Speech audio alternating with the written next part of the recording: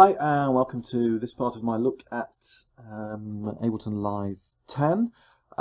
This one is, I'm just going to look very briefly at the new devices and device improvements. What I aim to do a bit further down the line is I'll do a more in-depth video on each of these new devices because I've not had a chance to play with them much yet, so I don't know a lot about them, but I thought I'll just go through and show you what is new. Probably one of the main ones is a new synth called Wavetable. Which is down here, which comes with a load of presets. Let's have a listen to a few of them. So we've got some ambient stuff, we've got some bass, which sounds nice and fat. Let's just do some pads.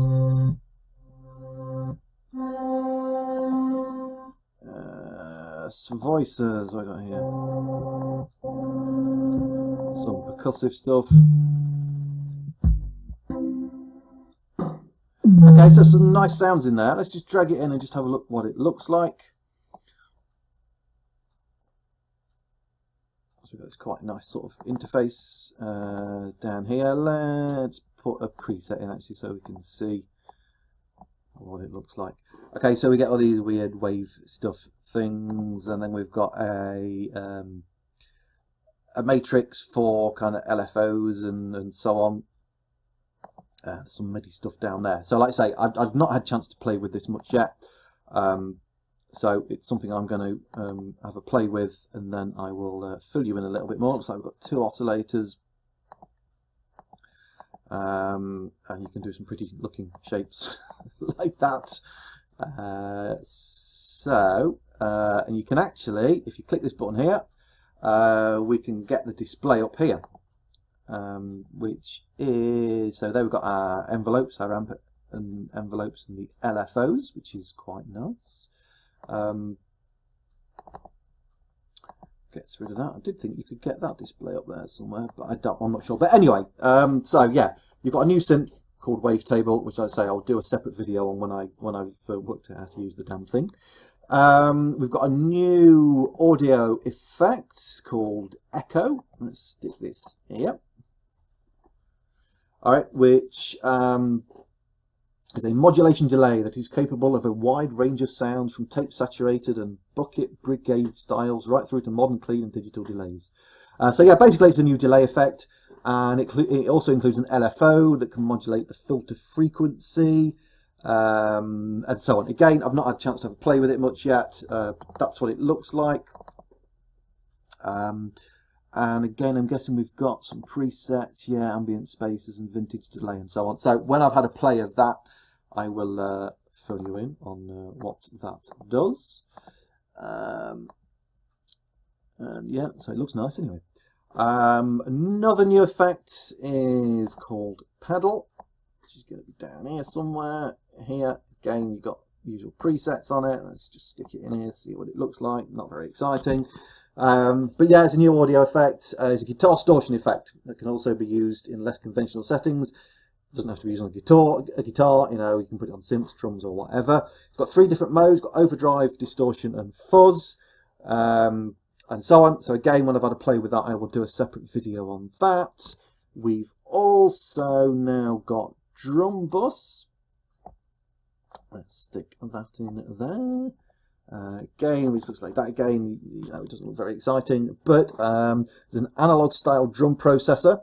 It was designed to add body and character to a group of drums while gluing them together in a tight mix. So yeah, useful for, obviously, brilliant for if you've got separate drum channels. If you're recording live drums, obviously, particularly, it's going to be useful for that, but also for kind of like gluing all your drum mixes together.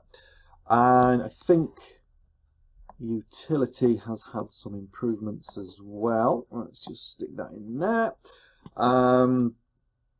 Gain control can now be adjusted from -infinite dB to 35 dB. I'm not sure what it was before, but that's obviously a change. The left-right phase button now invert Utility's input signal instead of its output signal. And the layout's been redesigned to fit new features, including a mono switch, which is useful for mixing, because I always mix my bass into mono. And we've also actually got a specific bass mono free thing, which obviously changes your frequency down here. You can choose the frequencies that you mono out. But yeah, I mean, I've always done that at the mastering stage. I've put always put the basic mono because it sounds better in clubs when it's in mono.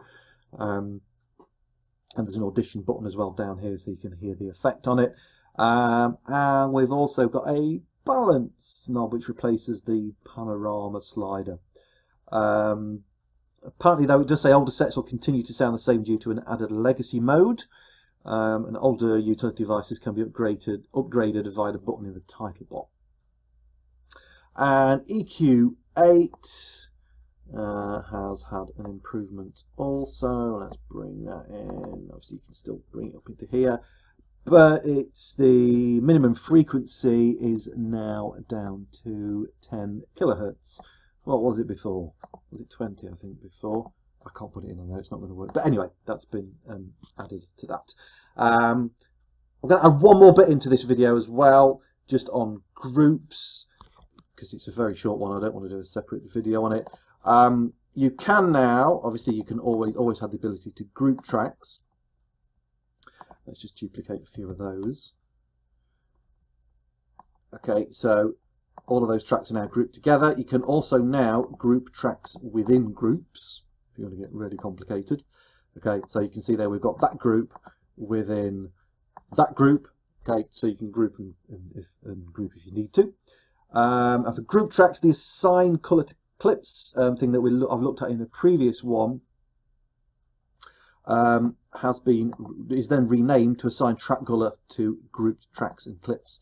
So if we do that, and that's going to give that colour to there. Now, if I just change, let's say I want to change the different group. Okay, I can now assign that to those tracks. So you can see the original master group is the pinky colour, and then the group within the group, you can just change them all like that. So again, useful little feature on groups. Okay, so I'm going to leave that one there for now. Thanks for watching. I will see you in the next video, where I'm going to have a look a bit more in depth at push. I think we're just going to have a look at push and some changes in the setup menu. Okay, thanks for watching. I will see you in the next video.